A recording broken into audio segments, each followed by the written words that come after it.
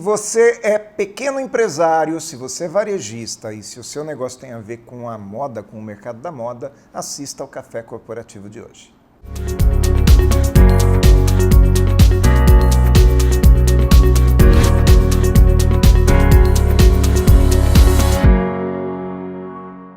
Café Corporativo, um oferecimento Cuidare. Cuidamos de pessoas especiais sem perder a essência humana. Instituto de Neurociências de Jundiaí, onde o melhor da medicina se conecta com o autodesenvolvimento. Café Corporativo aqui no canal 25, hoje com o Samuel Souza. Seja bem-vindo novamente, Samuel. Obrigado, Aguinaldo. Prazer. Segunda vez aqui no café, né? Segunda vez. E aí, como que deu saudade? Deu saudade, a gente liga e pede para voltar, né? Ah, é verdade, né? O Samuel, que é consultor do Sebrae, ele é formado em administração de empresa, tem pós-graduação em gestão estratégica de negócios e tem um mestrado em desenvolvimento de mercados. E hoje o que a gente vai falar basicamente é isso, né? Desenvolvimento de mercados para pequenos, para micro e pequenos empresários, é isso? Exatamente. Principalmente varejo. Principalmente varejo. E principalmente varejo que esteja ligado no mercado da moda. Exatamente. Isso porque o Sebrae tem um programa para isso, é isso? Exatamente, um programa exclusivo, específico para os varejistas da moda, vestuário, acessórios, calçados, esse pessoal aproveitando as oportunidades, as tendências de mercado para expandir, para alcançar aí competitividade. Porque quando a gente fala em moda, a gente não está falando só de roupas, né? Só de vestuário. Exatamente. Nós estamos falando de acessórios, nós estamos falando de calçados, é isso? Exatamente. A parte de ótica, relógios, a moda ela é muito ampla, né? Historicamente a gente pensa em moda, ou grande parte, principalmente dos varejistas, quando pensam em moda, pensam em vestuário. Mas não dá para restringir só a isso. Inclusive, quando você restringe a isso, você restringe o seu mercado e o seu público, que tem outras necessidades. Tá? A tecnologia está muito atrelada à moda também. Né? E quando se fala em moda, qual que é o grande gap hoje? Porque quando a gente pensa de forma leiga no mercado da moda, a gente fala, poxa, é um mercado que nunca para, né? Exato. Porque as pessoas estão todo o tempo querendo se vestir melhor. Exato. A moda muda. Exato. Surge uma tendência nova através de um programa de TV, de um blogueiro, né, de uma influencer, e todo o mercado muda e se volta para aquela tendência, correto? Exato. Por que tem que ter um programa que auxilie o pequeno empresário a trabalhar com um mercado que já se movimenta tanto? De cara, você já trouxe algumas coisas que são fundamentais. Um programa de TV dita moda, um influencer dita moda, um artista ou um conceito em outra região, em outro país dita moda. E um empresário, de maneira geral, ele tem milhares de coisas na sua cabeça, milhares de decisões para serem tomadas. Numa grande empresa, eu delego isso. Eu tenho responsáveis pela parte de marketing. Você tem o marketing. Exato, sim. Exato. Agora, a micro, a pequena empresa, o microempreendedor individual, está tudo centrado nessa pessoa. Ele tem que comprar, ele tem que vender, ele tem que cuidar da vida dele. Estoque. Exatamente. Fica tudo, é o famoso eu-presário que a gente fala, né? Qual que é o objetivo do Sebrae? Aliás, qual que é a missão do Sebrae? Tornar essas empresas cada vez mais competitivas. Para isso, elas precisam estar atentas ao que o programa de TV está trazendo de tendência, ao que uma feira, de repente, em Nova York, em Dubai, está trazendo como tendência. E essa pessoa, esse empresário, não tem condições de estar em todos os lugares e com a sua mente antenada em tudo isso.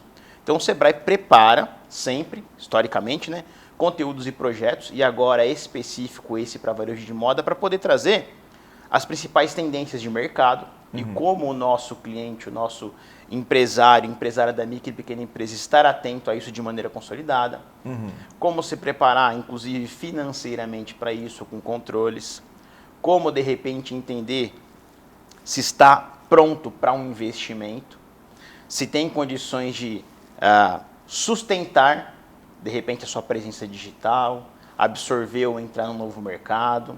Mas eu acho que aí a gente tem que dividir um pouquinho esses assuntos. Primeira coisa é a gente entender se esse empresário ele tem condição de identificar o que é que ele vai trazer para o comércio dele, né? O que eu vou vender aqui? O que eu vou oferecer para o meu cliente? Será que eu posso expandir um pouquinho? Por exemplo, eu trabalho com roupas. Será que eu posso expandir um pouquinho para entre o social e o esportivo? Será que eu devo trazer calçados, um pouquinho de acessórios? Faz sentido isso que eu estou falando? Total. Porque às vezes trabalhar num único produto pode ser mais interessante para ele também. Exatamente. Né? E aí entra, quem é meu cliente? Sim. O que meu cliente quer? O que meu cliente precisa? Eu conheço o meu cliente? Eu estou disponível, pronto para atender o meu cliente? A gente fala, por exemplo, sobre as tendências para o mercado, não só para o mercado da moda, mas para o mercado, a gente fala do digital, que é uma realidade. E aí, muitas vezes, eu falo, não, então eu sou um varejista da moda, uma micro e pequena empresa desse segmento, e eu quero aproveitar, por exemplo, a tendência do digital. Então, eu quero ter lá um provador virtual, eu quero implementar um e-commerce, mas eu ainda não respondo o meu cliente no WhatsApp direito. Quer dizer, às vezes a pessoa não está ainda no estágio de querer ampliar o seu negócio, porque ela não está dando conta do seu negócio no tamanho que está. Exatamente. Ela precisaria se estabilizar melhor naquele degrau para poder subir o próximo. Exatamente. E entender de que maneira ela pode fazer bem feito o que ela faz hoje. E como que o Sebrae pode ajudar essa pessoa? Que tipo de exercício o Sebrae oferece para esse empresário para que ele não tenha problemas maiores? Perfeito. Primeira coisa, o Sebrae disponibiliza integralmente subsidiado, sem qualquer tipo de investimento financeiro para o cliente, consultoria. Para que um consultor especializado, planejamento, marketing, gestão de pessoas, administração geral, faça um diagnóstico com essa empresa para entender qual é o estágio dela, quais são seus pontos fortes, pontos fracos, quais são as oportunidades que hoje ela já pode aproveitar mercadologicamente falando, com a sua capacidade de produção, com o seu pessoal, com a sua estrutura, e inclusive criar um planejamento estratégico para que ela coloque ali metas, objetivos para ir, lógico, progredindo. Então, por exemplo, eu tenho capacidade hoje de me inserir no mercado digital ou uma nova unidade. Tá, mas eu só vou abrir um site, eu só vou alugar um ponto? O que eu tenho que fazer de lição de casa? Eu tenho estoque para isso hoje? Eu tenho como gerenciar esse estoque para o meu estoque não ficar velho, para eu não perder esse estoque depois? E aí, um outro ponto, eu tenho controle de estoque? Eu sei efetivamente o que está lá dentro? O que eu tenho lá dentro? Exatamente. Né? Eu consigo controlar, por exemplo, numa tela e saber se eu preciso ou não comprar mais, ou se eu já tenho muito daquilo? É isso? Exatamente. E vou mais além desse monitoramento, será que eu preciso monitorar tudo? Será que de repente eu não posso delegar, que é diferente de delargar, que muitas vezes muitas empresas, gestores fazem? Aguinaldo, estou com você agora. E eu esqueço. E não me preocupo mais. Zero monitoramento. Sim. Zero Agora, até para a gente poder tomar a decisão, para esse pequeno empresário tomar a decisão de contratar um colaborador, ele precisa ter esse planejamento, não é verdade? Totalmente. Porque muitas vezes as decisões do micro e pequeno empresário eles são tomadas na mesa do jantar. Exatamente. Conversando, pai e filho, conversando no casal. E aí a empresária, conversando com o seu marido, chega à conclusão de que tem que contratar um colaborador, mas não foi ver se ela tem fluxo de caixa a ponto de poder pagar esse colaborador, né? Exatamente. O Sebrae ajuda nesse sentido. Com certeza. Dentro desse não só dentro desse programa, mas especificamente dentro desse programa, a gente trabalha uma capacitação sobre controle, gestão financeira, planejamento financeiro, e também as consultorias que vão preparar essa empresa para que ela tome decisões de contratação, de investimento, de maneira estratégica e não por intuição.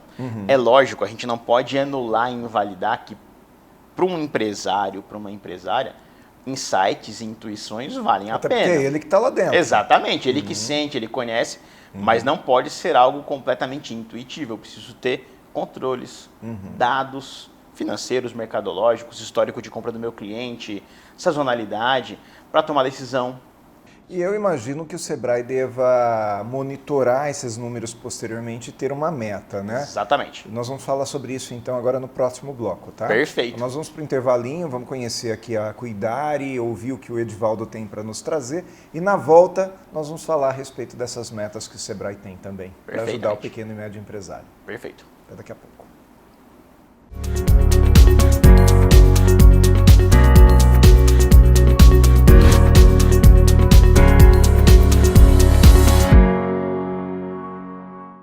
pessoal do Café Corporativo, tudo bem com vocês? Espero que sim. Hoje eu quero falar sobre um anseio familiar quando eles estão contratando um serviço de atendimento domiciliar com cuidadores. É muito comum os familiares se sentirem culpados por estarem terceirizando esse cuidado. Esse cuidado ele é importante ser terceirizado por pessoas capacitadas, por pessoas que já atuam na área e que estudaram, obviamente, para compreender aquela situação. O familiar, de forma alguma, ele está terceirizando o carinho, a atenção. Pelo contrário, ele está provendo o melhor cuidado. Esse familiar, ainda que ele continua responsável por esse familiar, continua responsável por alguns agrados, né? Caso você tenha um atendimento domiciliar e você se sinta culpado, não se sinta. Você está provendo, com certeza, o melhor cuidado para seu ente querido. Espero ter ajudado de alguma maneira e até logo. Tchau, tchau.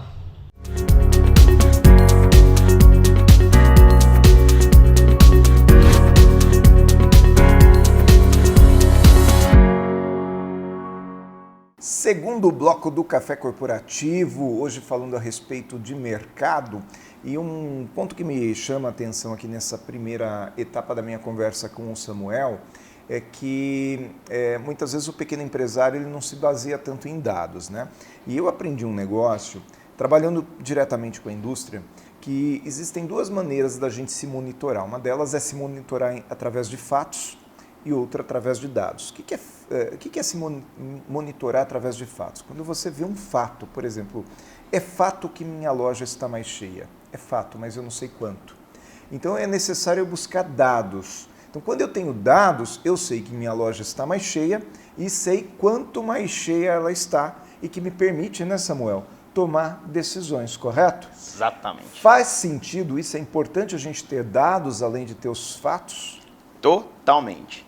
É lógico, a observação ela é interessante, né? Ela traz alguns insights, mas os dados eles norteiam as nossas decisões.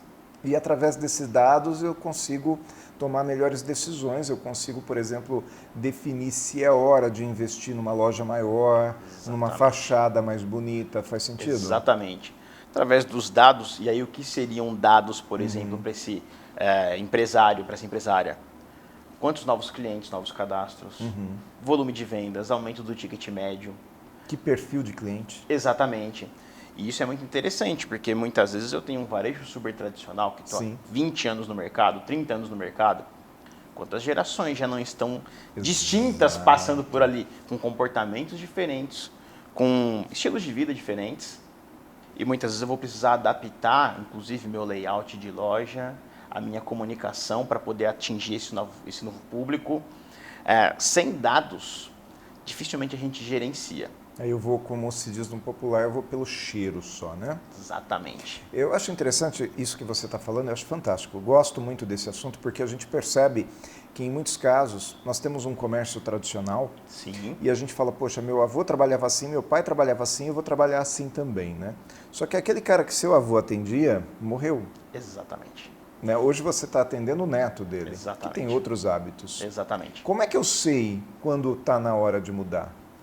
Primeiro, fatos, a observação ela me ajuda, sim, mas eu consigo, através do meu entendimento do cliente, inclusive dentro da questão mercadológica, né, a gente usa uma máxima que é o entender para atender. Para eu atender bem o meu cliente, eu preciso entendê-lo bem. Como é que eu vou conseguir entender? Histórico de compras, gestão do relacionamento com o cliente. Mas para isso eu tenho que anotar, eu tenho que ter esses dados, eu tenho que ter alguma ferramenta de dados que eu possa anotar. O que é que o Samuel comprou, qual é o histórico dele, o que ele costuma comprar. Exatamente. Né? Tá Exatamente. certo? Não? Tanto é que a gente disponibiliza para o cliente ferramenta de gestão e monitoramento, que é justamente isso. Ali eu preciso ter um trabalho de inserir dados, inserir informações, vendas do dia, dados do cliente, histórico de compras, para que eu possa traçar perfil, para que eu possa ter insumo, recursos, que são as informações, para a tomada de decisão. Perfeito. Eu percebo que muitas vezes o empresário não preenche esses dados, ele não alimenta as suas ferramentas. E a alegação é que não dá tempo. Poxa, aqui sou só eu tenho que atender balcão, eu tenho que fazer isso, tenho que fazer aquilo, eu não tenho tempo de inserir dados. Como se fosse uma coisa de segunda importância, de menor importância. Isso faz a diferença depois, então? Totalmente. Porque eu sempre vou me basear pela intuição, que pode estar errada. A gente sempre recomenda, a gente sabe que é difícil, a gente sabe que o empreendedor ele tem 1 milhão de coisas para fazer, mas dedique tempo para gerenciar o seu negócio. Ô Samuel, agora legal, a partir dessas ferramentas, o Sebrae tem como, não digo garantir, mas ele tem como apontar para o empresário que esse faturamento vai melhorar, que esses custos vão baixar, que esse fluxo de caixa vai ser melhor desenvolvido, ser melhor gerenciado? Sim, inclusive são os 2 principais objetivos de tudo que o Sebrae faz. Garantir para o empresário, para a empresária, aumento de faturamento ou redução de custos. Lógico, garantir é uma palavra muito pesada, porque não é o Sebrae que vai fazer todo o trabalho. E às vezes o empresário, inclusive, confunde isso. Exatamente. Acontece muito em franquia. Exatamente. Do empresário franqueado achar que o franqueador é responsável pelo seu sucesso. Exatamente. Quando o Sebrae vai fazer um trabalho direto com o empresário, a responsabilidade continua sendo do próprio empresário. Do empresário.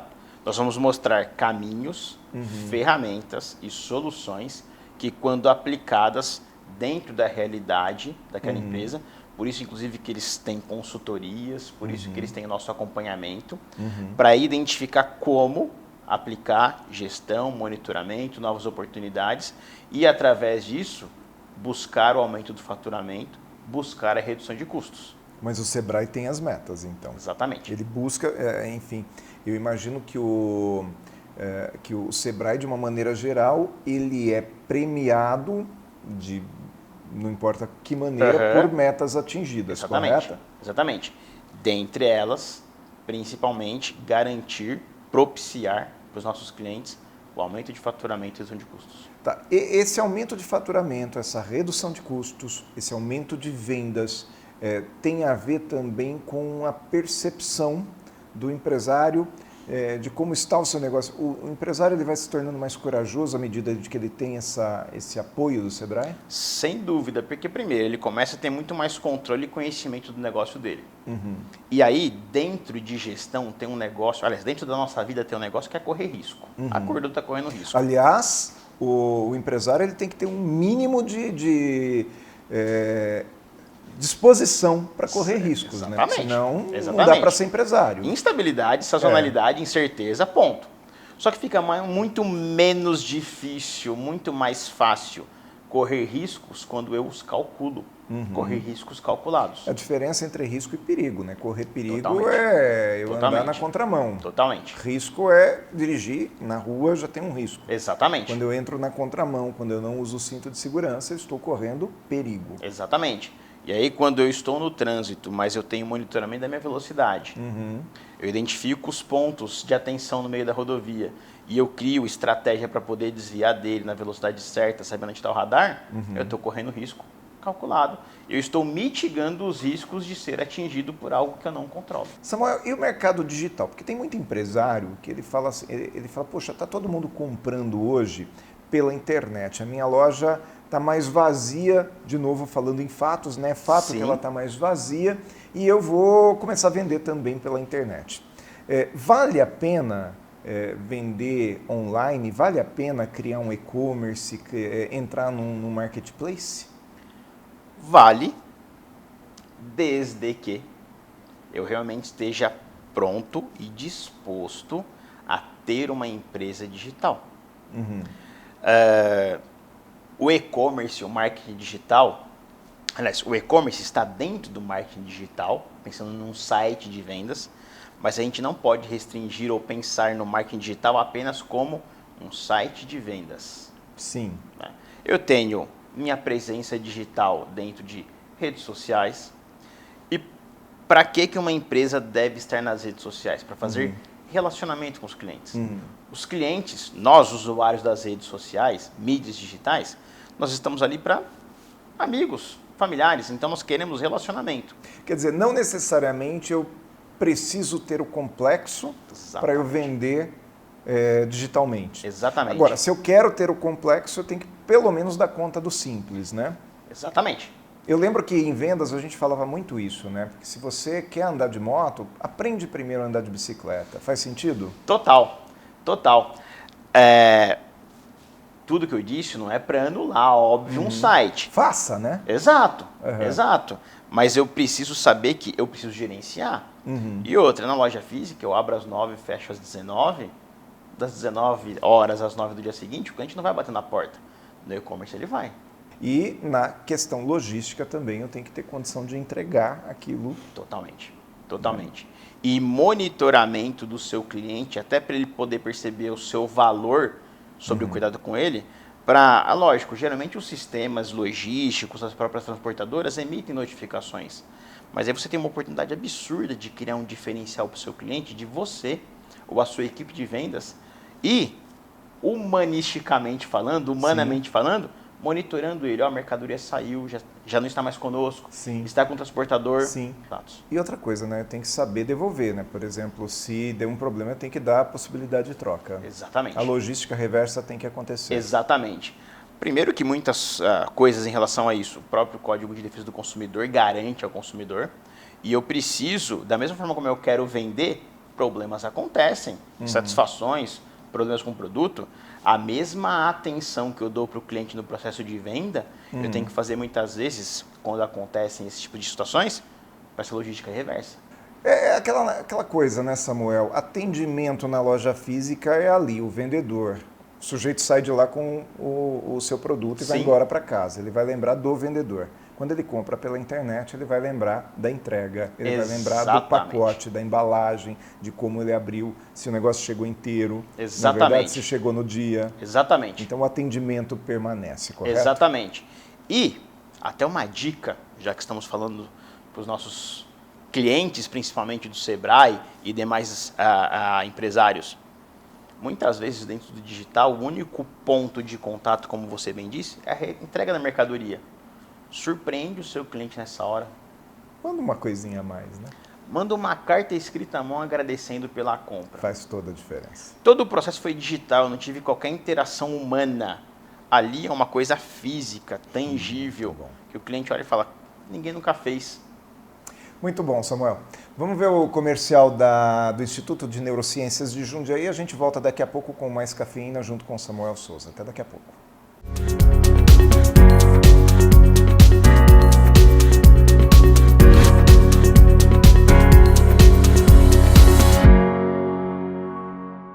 Há 12 anos, o Instituto de Neurociências de Jundiaí se dedica ao atendimento de pessoas portadoras dos mais diversos problemas neurológicos. Sob direção do Dr. Robson Lázaro, estamos prontos a ajudar, traçando as melhores estratégias para a resolução das dificuldades, em especial nesse momento diferente.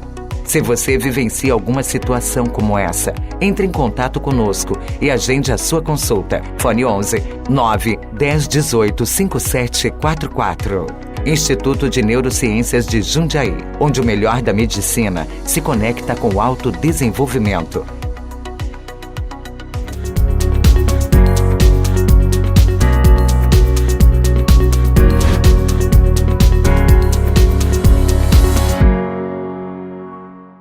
Mais cafeína aqui no nosso Café Corporativo de hoje com o Samuel Souza.